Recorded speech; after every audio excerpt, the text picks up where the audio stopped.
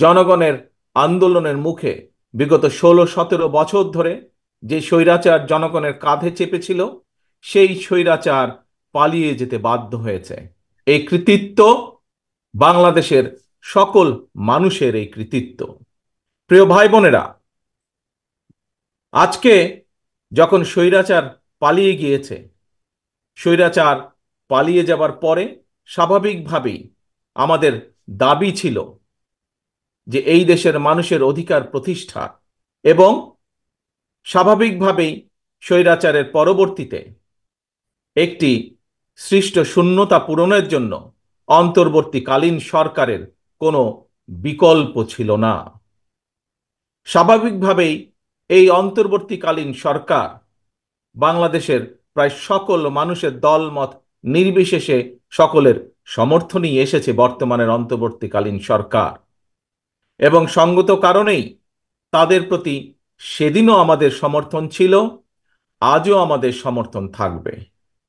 তবে এখানে একটি কিন্তু রয়েছে প্রিয় ভাই বোনেরা, তাদের প্রতি আমাদের আস্থাকে প্রশ্নহীন রাখার চ্যালেঞ্জ কিন্তু তাদেরকেই নিতে হবে। বর্তমানে যে অন্তর্বর্তীকালীন সরকার, তাদের প্রতি অর্পিত যে দায়িত্ব, আর সেটা যথাযথভাবে পালনের জন্য যে রোড ম্যাপ, সেটি নির্দিষ্ট করতে হবে তাদেরকেই। আমরা আমাদেরকে বাস্তবতা বিবেচনায় পরিষ্কারভাবে আমাদেরকে বুঝতে হবে যে সব পরিবর্তন সাধন যেমন তাদের পক্ষে সম্ভব নয়, তেমনি এমন দায়িত্ব তাদের কাঁধে নেওয়া সঙ্গত হবে না যেটা তারা বহন করতে সক্ষম নন। প্রিয় ভাই বোনেরা, তারপরেও আমরা বলতে চাই, তাদের প্রতি আমাদের যে সমর্থন সেদিন ছিল, সেই সমর্থন তাদের প্রতি আমাদের আজও আছে। তারা জনগণের মূল যে দায়িত্ব পালনের জন্য আজ দায়িত্বভার গ্রহণ করেছেন, সেই দায়িত্ব যাতে তারা সঠিকভাবে পালন করতে সক্ষম হন, সেই রকম সমর্থন তাদের প্রতি আমাদের অবশ্যই অব্যাহত থাকবে। প্রিয় ভাই বোনেরা, আমাদের আরেকটি বিষয় আজ অনুধাবন করতে হবে, বাস্তবতা বুঝতে হবে। স্বৈরাচারের ফেলে যাওয়া যে দলবাজ উচ্ছিষ্ট প্রশাসনের চলমান ষড়যন্ত্রের কাছে কিন্তু এখনো আমরা দেখতে পাই যে বর্তমান এই অন্তর্বর্তীকালীন সরকার মাঝে মাঝেই অসহায় বা বিপর্যয় বোধ করছেন। এর অবসান যদি না হয়, তাহলে দেখা যাবে যে এদের বেড়াজালে আবদ্ধ বর্তমান অন্তর্বর্তীকালীন সরকার ছোট ছোট বিপর্যয়কে একসময় মহা বিপদ হিসাবে নিজেদের সামনে দেখতে পাবেন, এবং স্বাভাবিকভাবেই তখন প্রতিকারের পথও হয়ে যাবে অত্যন্ত সংকীর্ণ। প্রিয় ভাই বোনেরা, আমাদের সকলকে একটি বিষয় বুঝতে হবে, অনুধাবন করতে হবে।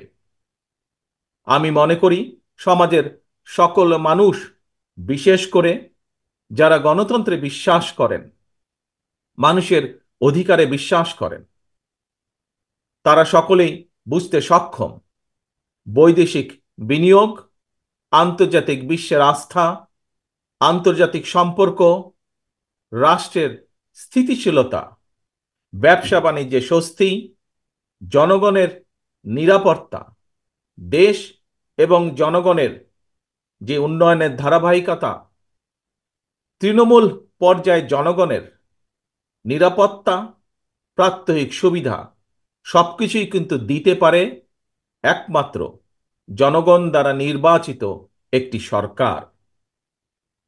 আমাদের যদি এই বিষয়গুলোকে খেয়াল রাখতে হয়, তাহলে অবশ্যই নির্বাচিত সরকারের কোনো বিকল্প নেই।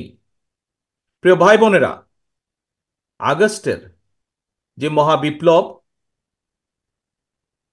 জনগণের যে সফলতা, তা আমাদের সামনে আরেকটি স্বাধীনতা এবং বিজয়ের বার্তাকে নিয়ে এসেছে।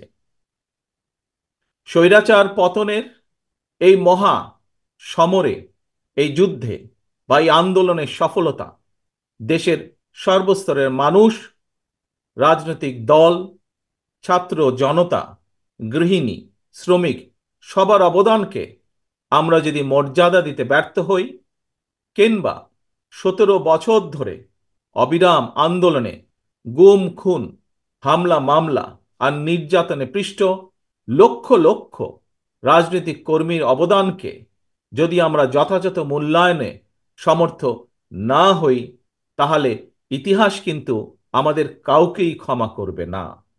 কাজেই এই বিষয়গুলো অবশ্যই আমাদের বিবেচনায় রাখতে হবে। প্রিয় ভাই বোনেরা, আজ আজ আসুন আমরা সকলে মিলে প্রতিজ্ঞাবদ্ধ হই। আজ আমরা সকলে মিলে শপথ গ্রহণ করি গত 17 বছর এবং বিশেষ করে জুলাই এবং আগস্ট মাসে যে মানুষগুলো আত্মহতি দিয়েছেন, যে মানুষগুলো নিজেদের সবকিছু উজাড় করে এই দেশকে স্বৈরাচার মুক্ত করেছেন, আমাদের সকলের ভবিষ্যতের জন্য জীবন বাজি রেখে যারা যুদ্ধ করেছেন, তারা তাদের এই আত্মত্যাগ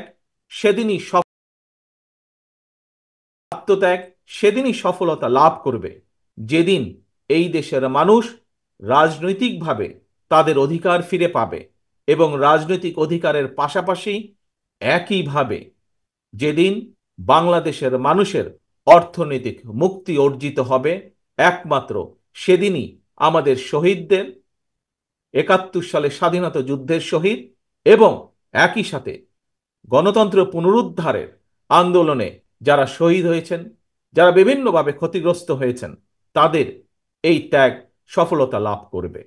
প্রিয় ভাই বোনেরা, আজ আমাদেরকে সেই প্রতিজ্ঞায় নিতে হবে, আজ আমাদেরকে সেই শপথই নিতে হবে। বাংলাদেশকে আজ ফিরিয়ে আনতে হবে একটি স্বাভাবিক পথে। বাংলাদেশের মানুষ যা প্রত্যাশা করে, দলমত নির্বিশেষে প্রতিটি মানুষ জীবনের যে নিরাপত্তা প্রত্যাশা করে, প্রতিটি শিশু, প্রতিটি ছাত্র ছাত্রী শিক্ষার যে নিরাপত্তা, শিক্ষার যে গ্যারান্টি চায়, আমাদেরকে প্রতিটি কৃষক তাদের কাজের যে স্বীকৃতি চায়, এই সকল কিছু পর্যায়ক্রমিকভাবে ধীরে ধীরে আমাদেরকে প্রতিষ্ঠিত করতে হবে। প্রিয় ভাই বোনেরা, আজকে আপনাদের সামনে আরো অনেকগুলো কথা বলার ইচ্ছা আমার ছিল।